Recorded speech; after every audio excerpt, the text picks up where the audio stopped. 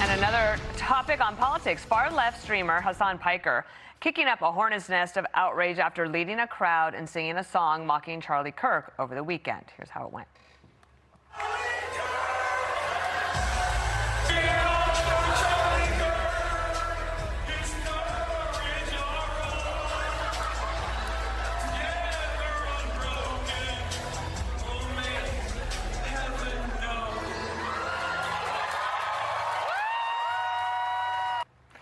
So that sparked furious reaction online. Turning Point spokesman Andrew Colvett posting, Hasan Piker is engaging in pure, unadulterated evil. Let's bring in our panel. Caroline Downey is the National Review columnist and Rich Zeoli, host of the Rich Zeoli podcast. It's great to have you both. So Austin's loss, the congressman that Alex Hogan talked about, was on Fox News Sunday. He was asked about this Piker song that he sang, and this is what he said. I reject Hasan Piker's ideology, whether it was seeming to celebrate or at least excuse 9/11, whether it is seeming to excuse the assassination of Charlie Kirk, which I condemned immediately. The Democratic Party does not stand for what Hasan Piker stands for. Caroline, maybe start with the fact that they thought leading a group in song about Charlie Kirk's murder in a mocking way was the right thing to do. Yeah, no, it's so tiresome how the left pretends like they're the ones under threat as well as democracy itself, and then they literally relish political violence. This isn't a reluctant revolution where they say, well, you know, the Republican opponents, they're Nazis, so we got to be really aggressive. They're actually grave stomping in a jubilant way. I mean, Hasan Piker wears the costume of Mao Zedong, who is the most murderous dictator of the 20th century. He blows the death tolls of Hitler and Stalin out of the water. That's a very intentional wardrobe choice, and everybody knows it. But, you know, Jonathan Turley wrote a great column about this song and the way that the crowd was celebrating it. And he's right that Charlie Kirk built Turning Point USA on persuasion and substance and argumentation, good-hearted, reasonable debate. The reason why they are stomping on the graves of the dead, they're mocking them, is because they've run out of arguments. So they're past that point. This is the only thing they know how to do. Democrats are getting a whole lot of questions about socialism these days. Maryland Senator Chris Van Hollen was on Meet the Press over the weekend. He admitted he's kind of kicking the tires a little bit on a possible presidential run in 2028. And then he stumbled over a simple question. Would he accept a DSA endorsement? Take a listen.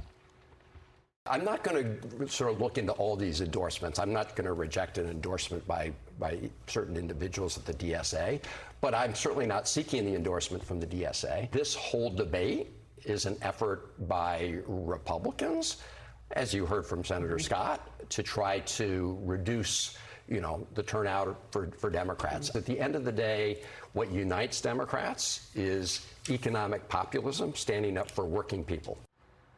Rich, decipher that for us. This wasn't a gotcha question, right? It's right. He essentially says, I'm not looking for an endorsement from the DSA, but I'm not going to reject one either. Well, if he rejects it at his own peril if he wants to be a candidate in 2028, because the DSA controls everything. That's why you're seeing every Democrat, and this is what's happening right now, every mainstream Democrat is capitulating to the DSA. Chuck Schumer now saying we're a big tent, they're welcome here, because in order for them to maintain power, they have to kiss the ring of the DSA, which, by the way, is kissing the ring of Hasan Piker.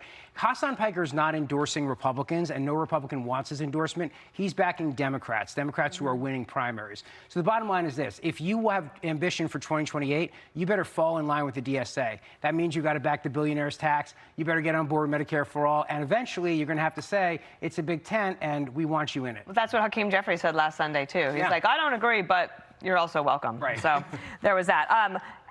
El-Sayed, the candidate in Michigan, he and J.D. Vance got into it a little bit over the weekend. So J.D. Vance had gone to Ohio.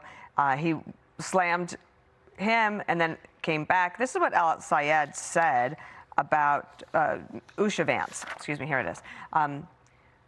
It's on X. So do we think J.D. is taking Usha with him back in time to meet Papa or no? Okay, so this is a reference to Usha Vance and her heritage.